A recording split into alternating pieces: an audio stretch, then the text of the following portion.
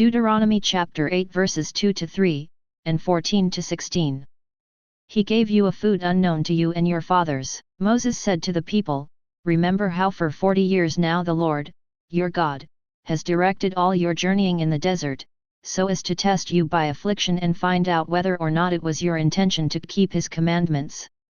He therefore let you be afflicted with hunger, and then fed you with manna, a food unknown to you and your fathers, in order to show you that not by bread alone does one live, but by every word that comes forth from the mouth of the Lord. Do not forget the Lord, your God, who brought you out of Egypt, that place of slavery, who guided you through the vast and terrible desert with its seraph serpents and scorpions, its parched and waterless ground, who brought forth water for you from the flinty rock and fed you in the desert with manna, a food unknown to your fathers. Both words, remember, and forget are very important in this chapter. Verse 2 to 3, remember how for 40 years now the Lord, your God, has directed all your journeying in the desert, so as to test you by affliction and find out whether or not it was your intention to keep his commandments. He therefore let you be afflicted with hunger, and then fed you with manna, food unknown to you and your fathers, in order to show you that not by bread alone does man live, but by every word that comes forth from the mouth of the Lord. It is good for all of us to remember the good and not to forget the bad that has happened to us in our lives. As we age, we discover that many of our problems were self-inflicted as a result of committing any of the 7 deadly or cardinal sins. 1. Pride. 2. Greed. 3. Lust, or inordinate or illicit sexual desire. 4. Envy. 5. Gluttony, which is usually understood to include drunkenness. 6. Wrath, or anger, and 7. Sloth, laziness. An example, the neighbor buys a new car, we become envious, so we decide to buy a new car but more expensive than the neighbor's. We committed the sin of envy, but we feel good because we have a new and more expensive car.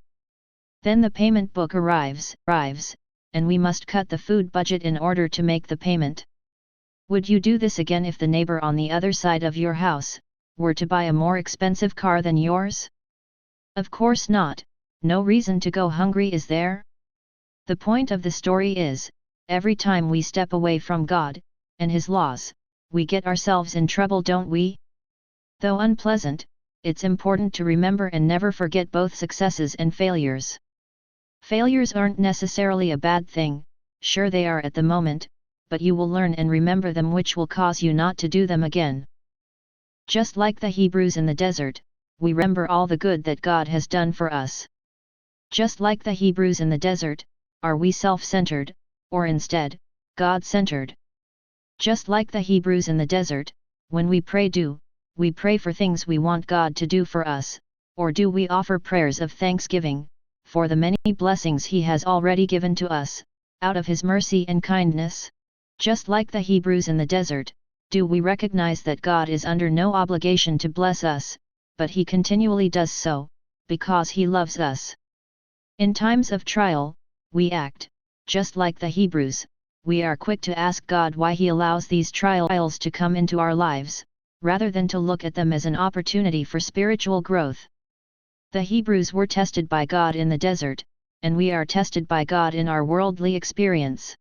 We are just like the Hebrews in the desert, aren't we?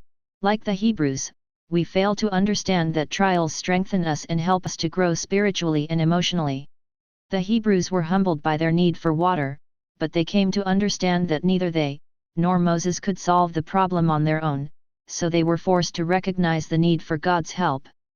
Trials humble us, and we too often look to others for resolution instead of first asking for God's help. In this reading, Moses is urging the people to obey God, not out of fear but out of love. The Hebrew faithful, the humble, the trusting, were ones led to, and allowed to enter the promised land. Are we any different than they?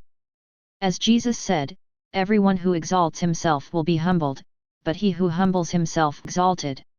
Proverbs chapter 3 verse 5, trust in the Lord with all your heart, on your own intelligence rely not.